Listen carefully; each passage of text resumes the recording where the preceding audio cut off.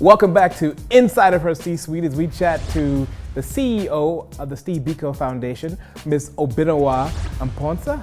That's it. Awesome. Welcome. Thanks for having me, Timothy.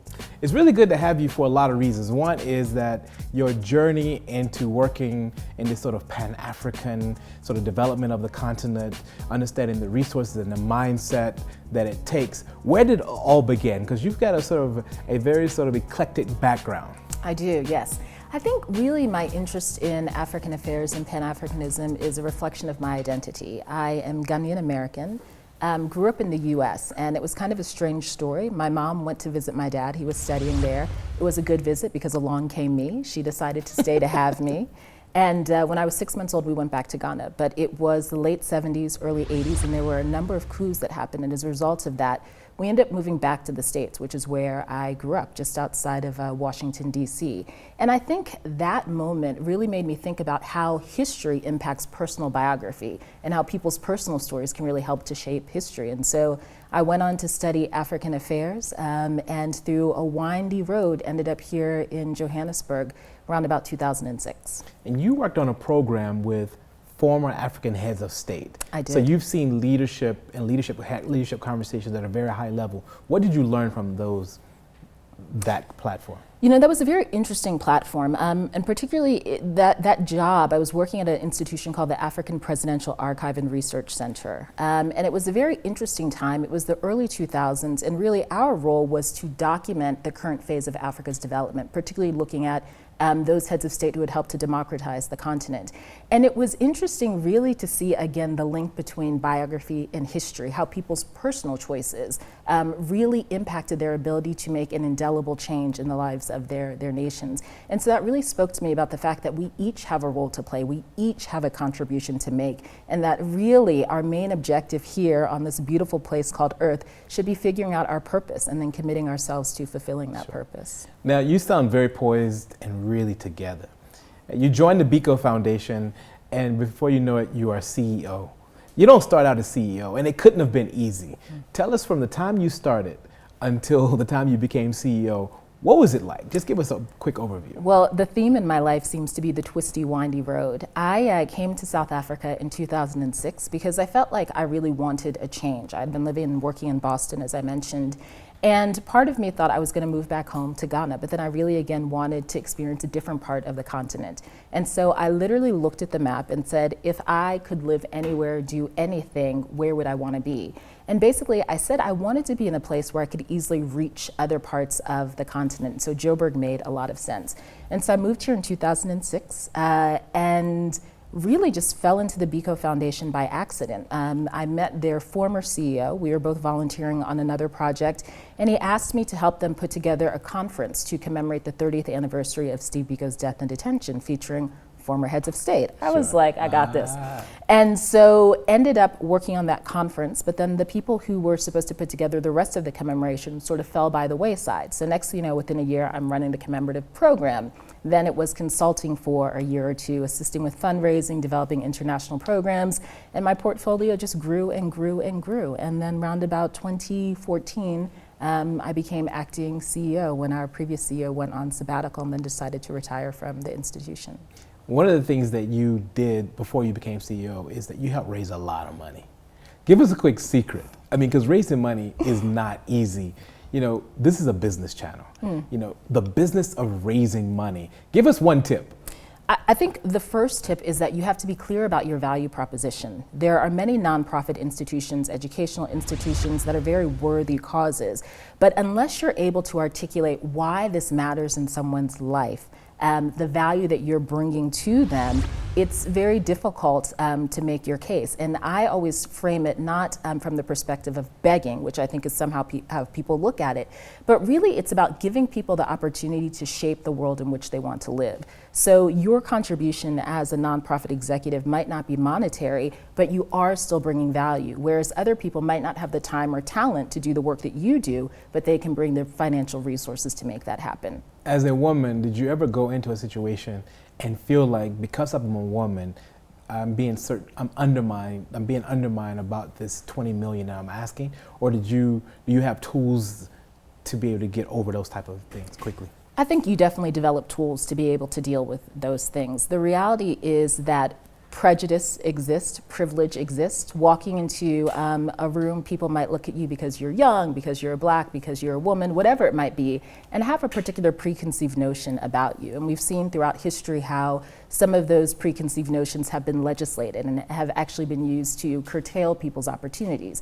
I feel that I'm very fortunate to live in a day and age while there's still prejudice and exclusion. Certainly that exists, it can't be understated. We also have made progress. And so it's about saying, what are the things that have worked for women who, like me, who have gone before me? How do I learn from that? How do I do my absolute best? But also, how do I create opportunities for those that are gonna come behind me? One of the public sort of highlights of your tenure as CEO is that you hosted the 17th annual Steve Biko Memorial Lecture in Pretoria. You had Angela Davis here.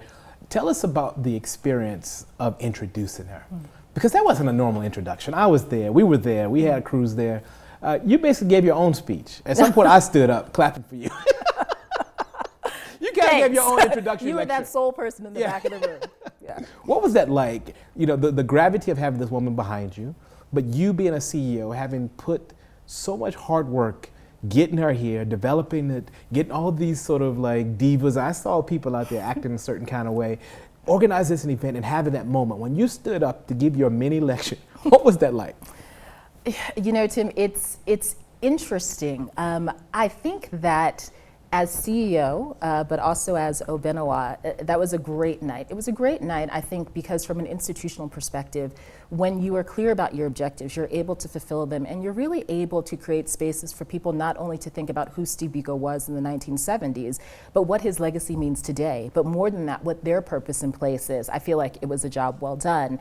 But I think for me personally, you know, there was not a time where I did not know who an Angela Davis was. I don't think any of us can remember when we didn't know who Angela Davis was.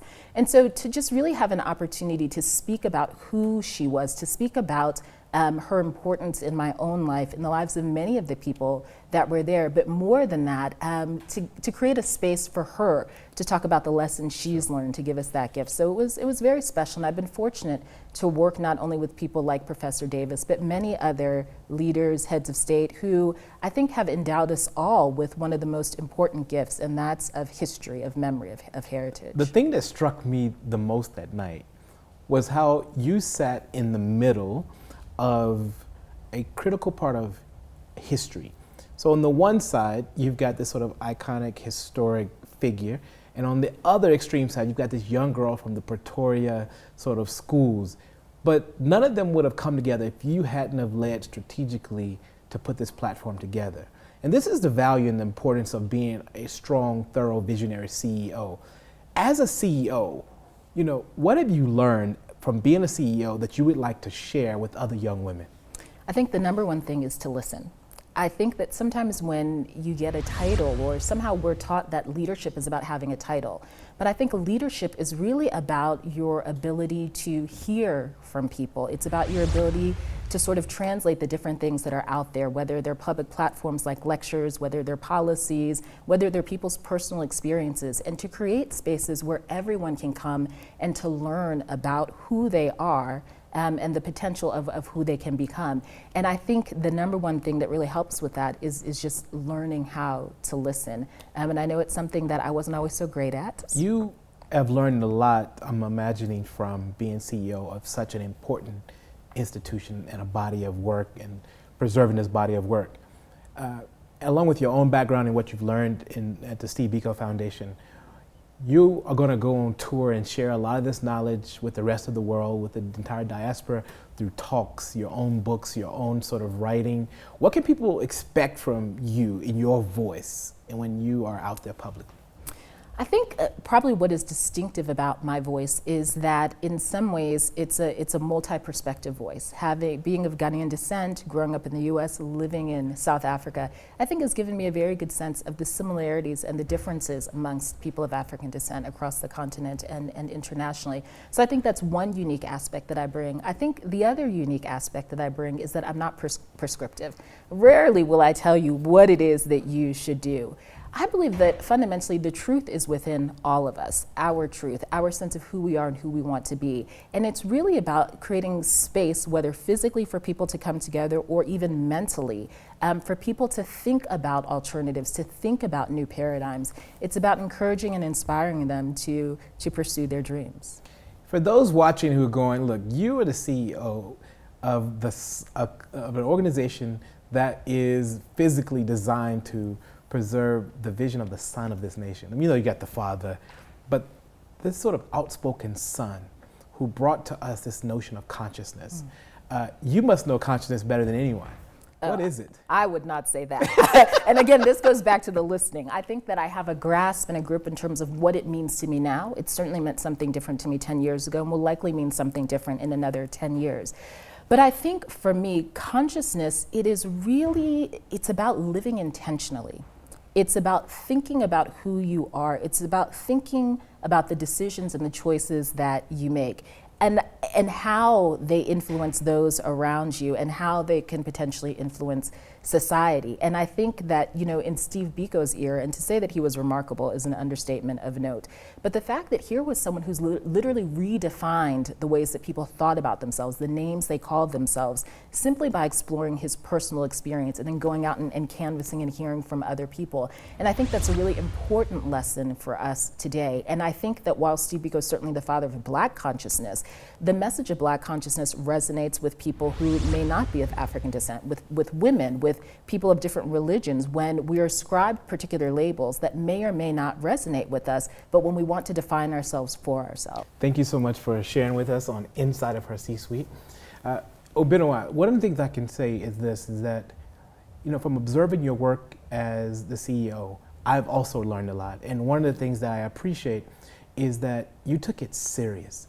And as a woman who is, a leading voice on this continent, we want to say thank you for your contribution in that space and your future and your vision. And this is why we interview women, because we want you to see that there is a journey. They didn't just get there to become CEO. There is a specific reason why people get to this level, and she earned her way to the top.